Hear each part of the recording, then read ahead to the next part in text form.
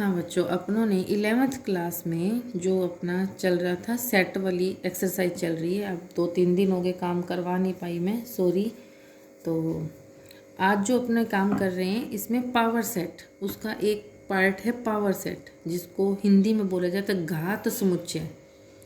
तो किसी भी समुच्चय के जो आगे छोटे समुच्चय बनाए जाते हैं ना, जिनको उप समुच्चय बोला जाता है, तो उन उप समुच्चयों को जब इकट्ठा कर दिया जाता है तो उसे उस बड़े वाले समुच्चय की घात समुच्चय बोला जाता है। आपको मेरी बात समझ आई या नहीं आई, मैं दोबारा बोल देती हूँ कि घात समुच्चय क्या होता है। कोई भी एक समुच्चय है, उसके आगे छोटे छोटे पार्ट कर दिए, तो वो जो छोटे उप समुच्चय, उनको सब सेट बोला जाता है, उप समुच्चय। उन सब को जब इकट्ठा करा जाता है तो वो जो है वो पावर ऑफ सेट यानी कि घात समुच्चय कहलाता है। ठीक है, जैसे अभी मैं आपको बता ही देती हूँ, एग्जाम्पल के थ्रू बता रही हूँ तो आपको समझ आ जाएगा। सपोज करो आपके पास ए समुच्चय है, ए में 2 एलिमेंट हैं 1 और 2। ठीक है, अब अगर आपको ये कहा जाए कि इसके पावर ऑफ सेट यानी कि पावर ऑफ सेट बनाओ, घात समुच्चय बनाओ, घात का मतलब इसके छोटे छोटे समुच्चय बनाओ, जितने भी बन सकते हैं सारे बना दो। एक तो देखो खाली समुच्चय, जैसे रिक्त समुच्चय, एम्प्टी समुच्चय बोलते हो, मैंने आपको बताया भी था। एक तो ये होता ही है हमेशा, किसी भी सेट का जो उप समुच्चय है यानी सब सेट है, वो एक क्या होता है, खाली समुच्चय यानी कि एम्प्टी सेट। एक बार इस सिंगल वाले अवयव को लिया, एलिमेंट को लिया, एक बार 2 वाले एलिमेंट को लिया, एक बार इन दोनों को इकट्ठा कर दिया, तो ये कितने हो गए अपने पास, 4 टाइम हो गए, 1 2 3 4। 4 अपने पास जो छोटे छोटे समुच्चय बने हैं, इनको जब हम मिला के एक संग्रह यानी कि कलेक्शन कर देते हैं, मतलब एक समुच्चय बना देते हैं, तो वो पावर ऑफ सेट कहलाता है। समझ में बात आ गई होगी आपके? ठीक है बेटा। अब बात आती है कि n of p of a, मतलब number of power set, number of power set of a। तो नंबर माने इनकी संख्या कैसे निकाली जाए। मान लो ये तो अभी 2 थे, तो हमें पता है कि 4 बन गए, लेकिन कैसे पता चले, तो 2 की पावर n करना है। n यहाँ पे क्या है, जो आपके पास एलिमेंट दिए जाएंगे ना सेट के अंदर, जैसे अपनों ने अभी 1 और 2 एलिमेंट माने, तो उन एलिमेंट्स की संख्या, तो 2 की पावर 2 आएगी ना इस वाले के लिए, तो 2 की पावर 2 कितना हो गया, 4। इसका मतलब 4 अपने पास ये उप समुच्चय यानी सबसेट बन गई। ठीक है, अब इसके बाद सपोज करो हमारे पास 2 की बजाय 3 एलिमेंट है, जैसे p इज इक्वल टू, मैंने लेट कर लिया a ही ले लो, क्योंकि फिर वो p मिक्स हो जाएगा तो दिक्कत होएगी। तो let a is equal to 0 1 और 2 कोमा लगा के, तो ये अपना एक सेट है। अब मैंने इसमें number of power of set a find करना है, तो 2 की पावर 3। अब कई बच्चे इसको 6 लिख जाते हैं, 2 3 जा 6, ये गलत हो जाएगा। 2 को 3 टाइम मल्टीप्लाई करना है, यानी 2 इंटू 2 इंटू 2, तो 8 हो जाएगा। तो 8 कौन से बनेंगे, जरा ध्यान से देखो। फर्स्ट ऑफ ऑल तो एम्प्टी सेट हो गया, फिर एक एक डिजिट यानी एक एक एलिमेंट, 0 1 2 एक एक हो गया। अब 2 2 के पेयर, 0 1 1 2 एंड 2 3। ठीक है, 2 3 नहीं, सॉरी 0 2। ओके, अब ये तीनों खुद, तीनों जितना ब्रैकेट था ना आपका, वो समुच्चय था, सेट था, वो पूरा का पूरा।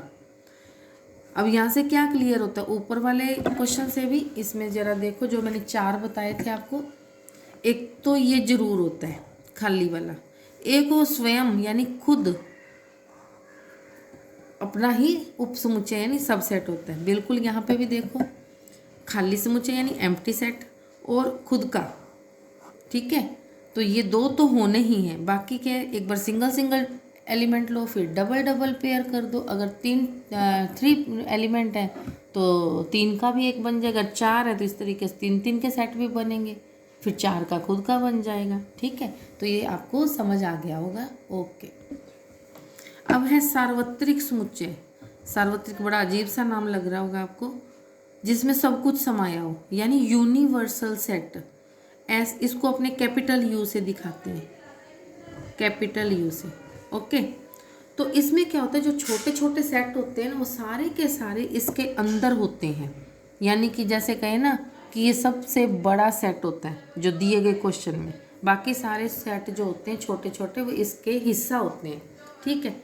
और अब जो उपसमुच्चय हैं उनको हम A B C D etcetera द्वारा दिखाते हैं, और जो उपसमुच्चय होते हैं सबसेट जिसको बोलते हैं उनको capital A B C D आदि से दिखाया जाता है। जैसे मैंने एक एग्जांपल भी लिया है, आपको मैंने पहले नंबर बताए थे कि नंबर ब्रैकेट क्या होते हैं।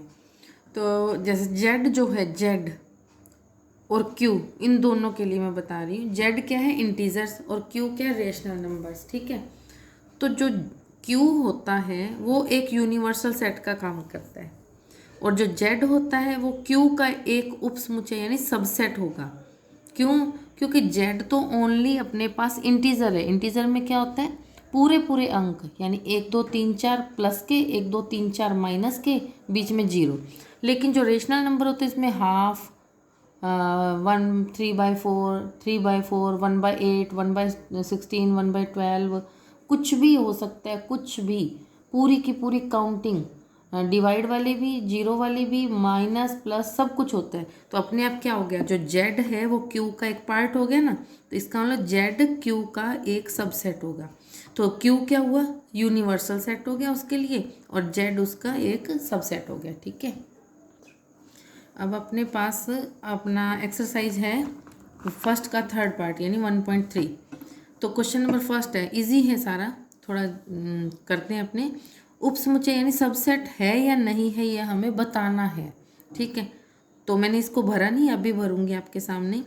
2, 3, 4 ये वाला जो सेट है, क्या इसका सबसेट होगा? सबसेट होने के लिए सारे के सारे जो ये एलिमेंट्स हैं वो इसके अंदर उपस्थित होने चाहिए, ठीक है। यानी कि ये वाला सेट इसके अंदर उपस्थित होना चाहिए, तो ये सबसेट होगा, ठीक है। सबसेट का ये निशान होता है अपने पास।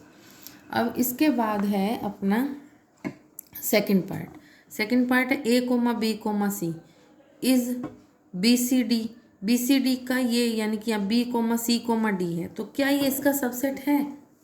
तो ये इसका सबसेट नहीं होगा। क्यों? क्योंकि इसमें तो देखो A comma B comma C है, और इधर क्या है, B comma C comma D, तो ये इसका सबसेट नहीं है, ठीक है।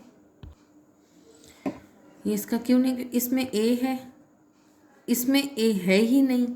हाँ, डी होता है, हमें कोई उसका नहीं है कि इसमें ज़्यादा एलिमेंट्स आ सकते हैं, बट इसके अंदर जो है वो सारे इसके अंदर होने चाहिए। यानी कि छोटा समुच्चय जो आप ले रहे हो उसके सारे के सारे एलिमेंट बड़े वाले में होने चाहिए। अब third number part, x. X क्या है, विद्यालय की यानी कि स्कूल की 11th क्लास के स्टूडेंट, और एक है विद्यालय का स्टूडेंट, यानी कि एक तो ले लिया पूरा स्कूल और उसमें से 11वीं क्लास यानी 11th क्लास के स्टूडेंट्स, तो नेचुरल है ये उसका सबसेट होगा क्योंकि 11th क्लास स्कूल की ही तो है, ठीक है। फिर फोर्थ, किसी समतल यानी किसी भी प्लेन में उपस्थित यानी बना हुआ एक सर्कल, और यहाँ पे क्या कहा है, किसी एक समतल में सर्कल जिसका रेडियस कितना 1 है। ये तो एक स्पेसिफिक चीज़ दे दी कि रेडियस 1 वाला ही सर्कल है इसके अंदर, लेकिन उसने तो ऐसा शो नहीं किया, उसने तो एक सर्कल बोल दिया। एक सर्कल में एक इकाई का भी रेडियस हो सकता है, 10 का भी हो सकता है, पॉइंट का भी, 0.5 का भी, कुछ भी हो सकता है।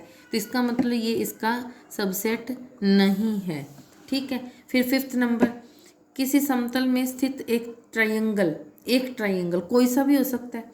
ट्रायंगल तो अपने पास 2 टाइप्स के होते हैं, और एक टाइप में 3 टाइप के आगे होते हैं, यानी कि टोटल 6 टाइप के होते हैं। अब उन 6 में से कोई भी हो, लेकिन आगे वो क्या कह रहा है जरा ध्यान से देखो, एक आयत यानी एक रेक्टेंगल, तो बिल्कुल ही नहीं।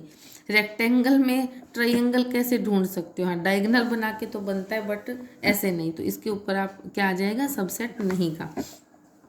फिर सिक्स्थ पार्ट जो है, किसी समतल में एक समबाहु माने इक्विलेटरल ट्रायंगल, और यहाँ पे क्या लिखा है, एक ट्रायंगल, तो ये, तो इसका मतलब क्या हुआ कि एक ट्रायंगल जितने भी प्रकार के हैं सारे आ गए।